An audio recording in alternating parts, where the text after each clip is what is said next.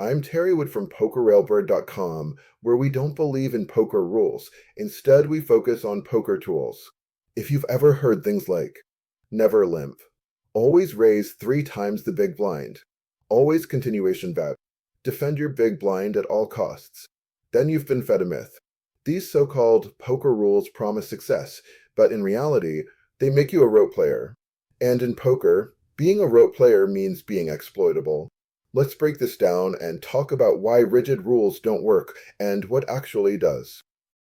Let's take a closer look at one of these so-called poker rules, the never limp rule. Imagine you're in late position with pocket twos and 5 players have already limped into the pot. Does it really make sense to raise here, reopening the action to the entire table? A disciplined, strategic player understands that this isn't always the best move. By limping, you keep the pot small, giving yourself a cheap opportunity to see the flop. If you hit a set, you're in an excellent position to win a big pot. If you miss, it's a simple, low-cost fold. But if you blindly follow the never limp rule and raise, what happens next? What if someone re-raises? What if multiple players call your raise, leaving you in a bloated pot with a weak pair? What are the odds of multiple overcards appearing on the flop? 100%. And given that you'll miss a set 87.5% of the time, what's your next move? Follow the next rule and fire a continuation bet into a multi-way pot with 3 overcards on the board. This is exactly why rigid poker rules don't work. Poker is a game of situational strategy, not a checklist of predetermined actions. Let's take a look at another rigid rule, always continuation bet. You raised pre-flop with ace of spades, king of diamonds, completely missed the flop. But now you're supposed to bet anyway? Against how many players? On what kind of board? What if the flop is the 8 of hearts, 9 of diamonds, and the 10 of hearts, and you're up against 3 opponents? Do you adhere to the rule of always continuation betting? A good continuation bet depends on several factors, a couple of those being the number of players still in the hand, as multi-way pots make bluffs riskier. Board texture, a dry flop is easier to c-bet than a coordinated, draw-heavy one. Your opponent's tendencies, are they calling stations, or will they actually fold?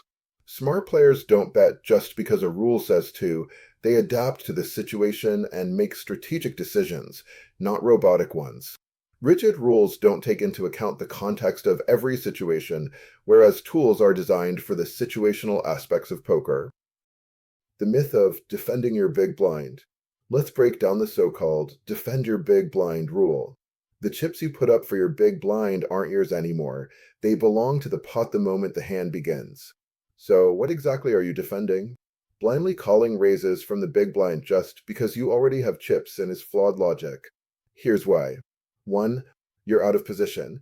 Acting first for the rest of the hand puts you at a huge strategic disadvantage, making post-flop play more difficult.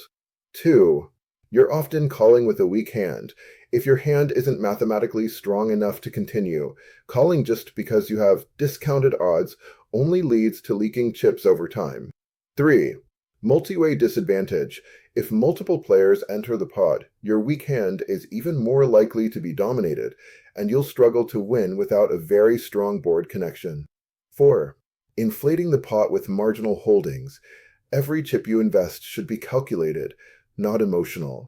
Just because you've already put in 1 blind doesn't mean you should compound a bad investment. A real poker strategy isn't about mindlessly defending a position, it's about making plus EV decisions. If your hand is strong enough, play it. If not, fold and move on. That's why at PokerRailbird.com, we don't believe in rules, we focus on tools. Tools that help you think critically, adapt, and make winning decisions. We've only scratched the surface of a couple of so-called poker rules that are supposed to improve your game. But as you've seen, they fall apart under real-world scrutiny. And these aren't the only ones. There are dozens more rigid rules that don't hold up in practice.